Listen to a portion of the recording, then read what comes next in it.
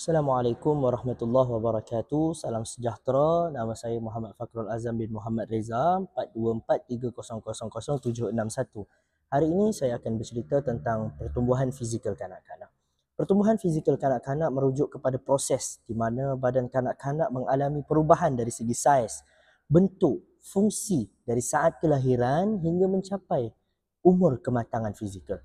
Antara perubahan dalam pertumbuhan fizikal kanak-kanak adalah pertumbuhan saiz dan berat badan. Salah satu ciri perubahan fizikal adalah peningkatan ketinggian dan berat badan.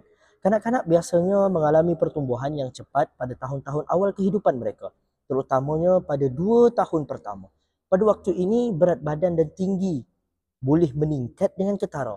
Selepas itu, kadar pertumbuhan mungkin sedikit menurun tetapi masih berterusan hingga umur remaja. Yang kedua adalah perkembangan dari segi sistem tulang dan otot. Saiz struktur badan kanak-kanak juga mengalami perubahan penting. Tulang pada awalnya lembut dan fleksibel menjadi lebih keras dan padat pada usia ini. Ia penting untuk menyokong berat badan yang semakin bertambah dan memberikan kekuatan kepada aktiviti fizikal. Yang ketiga, kemahiran motor kasar dan halus. Pertumbuhan fizikal berkait rapat dengan perkembangan kemahiran motor. Kemahiran motor kasar seperti berjalan, berlari, melompat dan menendang bola seperti contohnya berkembang seiring dengan kekuatan otot dan koordinasi badan.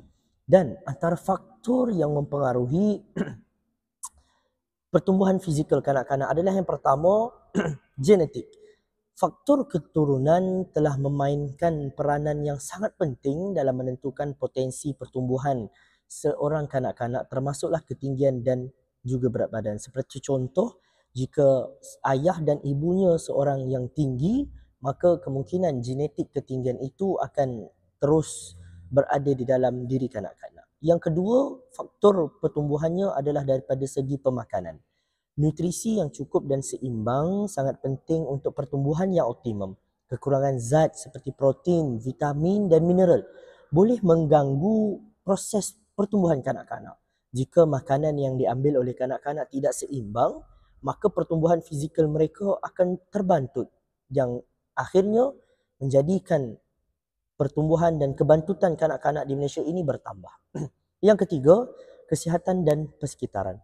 Penyakit kronik, jangkitan berulang dan persekitaran yang tidak sihat boleh menjejaskan pertumbuhan kanak-kanak. Dan yang keempat, aktiviti fizikal. Aktiviti fizikal yang mencukupi membantu kepada perkembangan otot dan tulang serta meningkatkan kesihatan keseluruhan.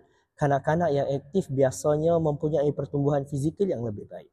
Kesimpulannya, pertumbuhan fizikal kanak-kanak adalah proses yang kompleks dalam melibatkan banyak perubahan dan saiz, bentuk dan fungsi badan. Ia sangat penting dalam pembangunan menyeluruh kanak-kanak dan perlu disokong melalui pemakanan yang baik, penjagaan kesihatan dan persekitaran yang kondusif. Sekian, terima kasih.